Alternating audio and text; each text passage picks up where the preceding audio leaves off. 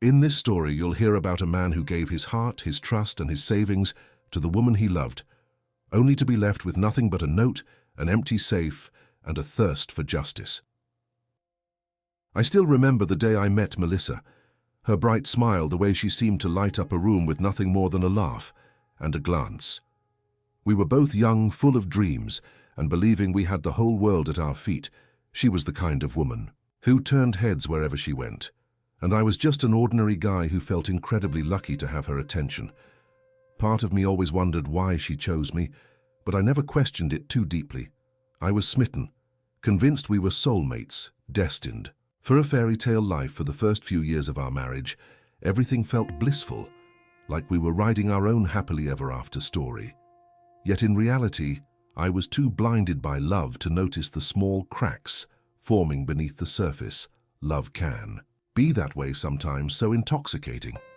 You fail to see the truth right in front of you. As time passed, I built my career steadily, saving every spare dollar in hopes of securing a solid future for us.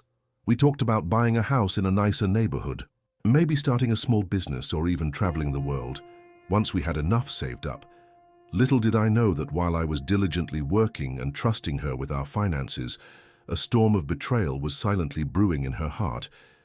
Maybe the restlessness I occasionally glimpsed in her eyes was the first clue I missed, or perhaps it was the subtle shifts in her demeanor that I refused to see. Hindsight is cruel in its clarity. Melissa always had a knack for making friends easily, especially with men, though she'd shrug it off, saying it was just part of her friendly personality. I'd ask about them, casually try to join in some of her new social circles, but she insisted they were just acquaintances from the gym or co-workers from her short-lived jobs. Over the years, she hopped from one job to another, never quite satisfied, always yearning for that excitement she claimed was missing from her life. At first, I chalked it up to her searching for a passion or trying to discover her calling. I believe supporting her in those ventures was part of being a loving husband. I was determined to never let her feel stifled or bored. However, small warning signs became harder to ignore. She started acting distant, her eyes drifting away when I tried to talk about the future. She spent more time on her phone, smiling at messages she wouldn't let me see. Sometimes she'd come home from girls' nights with a laughter too loud, an intoxicated glow, and a slowness in her behavior that didn't sit right. With me, I'd try to ask, was she okay? Was something bothering her? She'd wave me off, saying she just needed space, that I was being overbearing. In truth, I was being the opposite too. Trusting, too naive, too willing to give her all the freedom in the world while ignoring the prickling anxiety in my gut, telling me something was terribly wrong. I'll never forget the night everything fell apart. I'd been working a late shift, pushing myself to earn a bit more so we could reach our financial goals faster. Melissa had told me she'd be home, maybe cooking dinner or just relaxing, but when I arrived, the lights were off, the door unlocked, and the house felt eerily silent. My heart pounded as I flicked on the lights, only to see empty closets in our bedroom, clothes gone, and drawers left half open like someone had left in a hurry.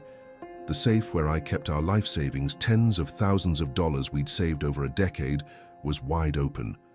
Barren, the money gone. On the table lay a single note, short and cruel. "I'm sorry, I can't do this anymore. I need freedom. Don't try to find me." My mind reeled. I sank into a chair, reading that note over and over, unable to grasp the enormity of what just happened. She hadn't just left me, she'd taken everything. We'd worked so hard to save. The tears that welled up in my eyes weren't just heartbreak. They were pure devastation, a sense that my entire life had just crumbled in that moment. I couldn't comprehend why she'd do something so vicious, so final. Could she really be that unhappy? Or was there someone else? A million questions swirled in my head, but all I had was a note and a gutted safe. The next few days were a blur. Anger, sadness, betrayal. I cycled through them repeatedly, unsure if I could even bear to get out of bed and face reality. My friends and family were furious on my behalf, urging me to track her down, to at least file a police report about the stolen money. But something in me hesitated. I didn't want to chase someone who'd shown such a blatant disregard for our marriage, our dreams, and my trust. Instead, I filed for divorce in her absence, citing abandonment and financial misconduct. My lord lawyer warned that it could be a lengthy process if she refused to participate, but I didn't care. I needed to break away from her toxic shadow. even if it meant letting go of any illusions I still clung to about the woman I once adored deep down, though I wasn't going to let this slide without some measure of justice. Her betrayal wasn't just an emotional wound. It was a deliberate, malicious theft of my life savings, the product of countless hours of labor and sacrifice. I started digging for information, determined to piece together the puzzle of where she had gone and with whom. It wasn't about reconciliation. It was about closure. And yes, maybe a bit of vengeance if she thought she could vanish and leave me in ruins. She was about to learn just how much fight I had left in me through the grapevine of mutual acquaintances and social media. I picked up clues about her whereabouts. Apparently she had been involved with someone new, a slick-talking guy who promised her adventure and thrills. Some said she moved states away, living the high life off the money she stole. My money. I clenched my teeth every time I thought about it, imagining her sipping cocktails on beaches while I sat alone in our empty house, scraping by to rebuild my finances from scratch. But anger alone wasn't going to fix anything. I needed a plan, so I took a different approach. I used every resource I had, scoured the internet, dug into records, followed the slightest hint over a couple of months. My search led me to suspect she'd ended up in a nearby city, renting an apartment under a fake name. I couldn't legally force her to return my money without a battle, but I could gather evidence of her wrongdoing, building a case that would ensure she got what she deserved. My lawyer suggested we file civil claims, that we document her movements, her spending, to prove she was living off stolen funds. While I worked on the legal end, I also considered how to break that perfect bubble she was living in. Word was, she'd found a new circle of friends, folks who thought she was some carefree adventurer with a mysterious past. She was telling people we had a mutual agreement to split, that we had no major assets to share, playing the victim so she could garner sympathy if ever asked, but there was no way she could maintain that facade. If I exposed her lies, the trick was to do it subtly, to let her feel safe first. Through a mutual contact, I discovered she was frequenting a particular upscale bar, mingling with business types, trying to pass herself off as a savvy investor. The goals she had to brag about money that wasn't even hers turned my stomach every time I heard an update. I felt a wave of rage imagining her living large on the funds I had bled to save. Then came the turning point. I got word that she was planning to invest in a local real estate venture, something that required her to front a large amount of cash. The arrogance was staggering. She was literally trying to launder the stolen money into a high-profile project, presumably so she could make even more. If she succeeded, she'd solidify her new life and I'd be left in the dust. But if I intervened at just the right moment, I couldn't ensure that everything came crashing down around her. I spent weeks orchestrating the perfect sabotage. I reached out to the real estate group under a pseudonym, Sly, letting them know about a rumor that their potential investor, Melissa, was involved in a pending legal dispute regarding stolen assets. I dropped enough hints to make them cautious. Then I leaked her details to a local reporter friend who thrived on stories of financial fraud. Soon enough, rumors started swirling in her new social circle. It was slow at first, like a rumor of a rumor, but one that gnaws away at reputations from the inside. Meanwhile, the divorce proceedings advanced. Because she had skipped town, she didn't appear in court, and a default judgment was on the horizon, meaning I could gain a massive legal advantage if she continued to ignore the summons every time I updated my lawyer. They seemed cautiously hopeful that we'd not only finalize the divorce, but also hold her responsible for the stolen savings. But I wasn't content with just a legal outcome. I wanted her to feel the same humiliation, the same sense of betrayal that I had felt. Some might say that was petty, but I couldn't help it. She had turned my life upside down, stolen not just my money, but my trust, my sense of security, and the illusions I held about her marriage. I was done playing the nice guy who always let her do as she pleased. The chance for a direct confrontation came unexpectedly. One of our old mutual friends was hosting a small gathering, and rumor had it that Melissa might show up, still maintaining some connections for reasons I couldn't fathom. Maybe she wanted to brag about her fabulous new life. Maybe she missed the circle that once adored her. Regardless, I got an invitation through a friend, and I decided to go. Walking into that house felt surreal, like stepping into the past. People greeted me warmly, asked how I was doing. Since the split, they didn't know the full story, of course, only that Melissa and I had separated, and she had moved away. Then I saw her across the room dressed in flashy designer clothes, clearly trying to impress. When her eyes landed on me, they widened in shock. She looked like she'd seen a ghost for a moment. We just stared at each other, the crowd bustling between us, oblivious to the silent tension. Then, in typical Melissa fashion, she flashed a confident smile and sauntered over. "Well, this is a surprise," she said, fidgeting casual indifference. I nodded, forcing a polite smile of my own. It was a strange dance. We both knew the stakes, both aware that the veneer of politeness covered a pit of anger and betrayal. She tried to act like everything was fine, telling me how wonderful her life had been, how she was exploring new opportunities. I resisted the urge to roll my eyes. I could see the subtle flicker of panic beneath her facade, the knowledge that I held bombs of information that could obliterate her current standing. And that's when I decided it was time to deliver the final blow. I casually mentioned her upcoming real estate deal, dropping enough details to let her know I'd been informed. Her eyes narrowed. "How do you?" she began, but I cut her off with a sardonic grin. "You think you can invest stolen money and not expect consequences?" I asked quietly, so no one else could hear. Her face paled. What do you mean, stolen money?" she hissed, trying to keep her voice down. I shrugged, telling her I knew all about her plan, about the funds she took from our joint savings. "The difference," I continued, "is that now the people you're dealing with also know you're under suspicion. They've been told to expect legal trouble from you." Her shock transformed into anger. "You ruined this for me," she spat. I nodded, unflinching. "Just returning the favor, Melissa," I said calmly, stepping closer. "So only she could hear. You ran away, took everything I had, and thought you could rebuild a new life with my money. Now you get to watch it all crumble." She tried to retort, but tears welled up in her eyes. The facade cracked.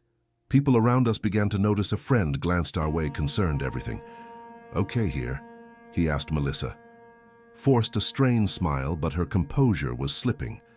I gave her a pointed look, then turned to the friend and said, "We're just catching up on some unfinished business." In the days that followed, everything unraveled for her.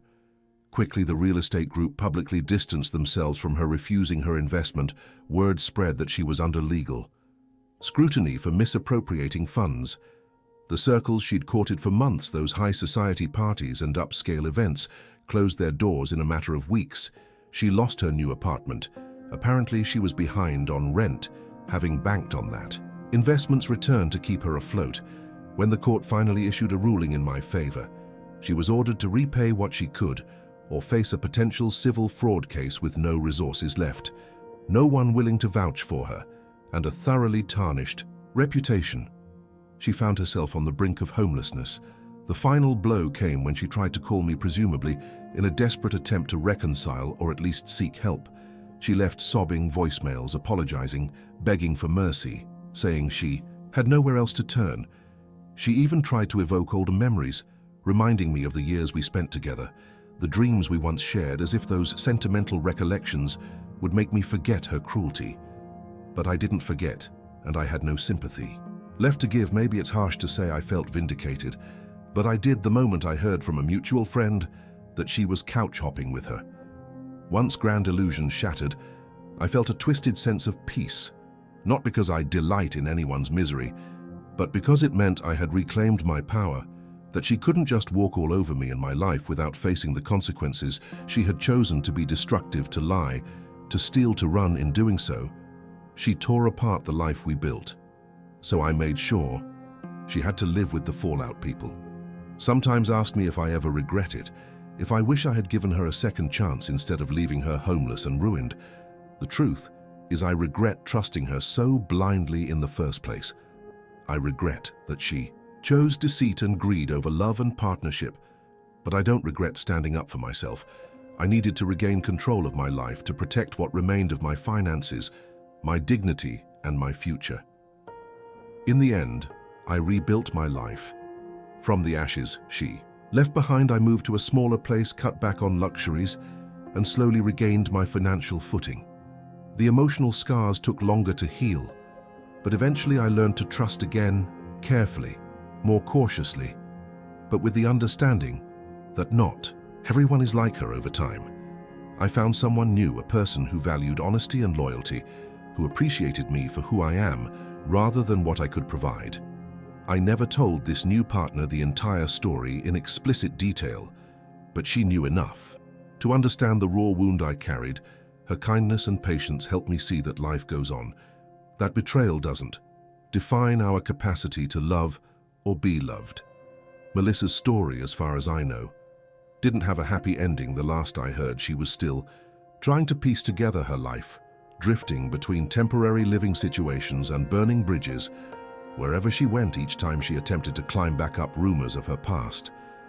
Deceit followed shutting doors and leaving her with fewer and fewer options. Some might say it was too harsh a punishment for a single act of betrayal, but I say it wasn't a single act. She methodically stole from me, shattered my trust, and never showed remorse until she had no other choice to this day. I still feel a pang in my chest when I think about our early years, how I used to look into her eyes and see my future, but I remind myself that the person she became was not the person I married. She made her choices, and I made mine. In a strange way, I found closure not just through legal or financial victory, but in knowing that she faced the real consequences of her action, in knowing that I had the strength to walk away to protect myself and to rebuild without her. Sometimes that's all you can do. If there's a moral to this story, it's that we should never hand over every piece of ourselves, even to those we love, without ensuring they deserve it. Protecting your heart, your finances, and your future isn't selfish. It's necessary in a world where some people, even the ones closest to us, might choose to betray us. And if that betrayal happens, don't let it define you, but don't shy away from seeking the justice and closure you need. Because sometimes, like in my case, the best ending you can hope for is to see the one who wronged you forced to face the same darkness they inflicted, and to know you walked away stronger than ever.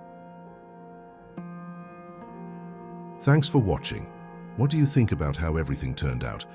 Was the revenge justified, or did he go too far? Let me know in the comments. I'm really curious to hear your take. And if you enjoy true relationship stories, feel free to subscribe. More are coming soon.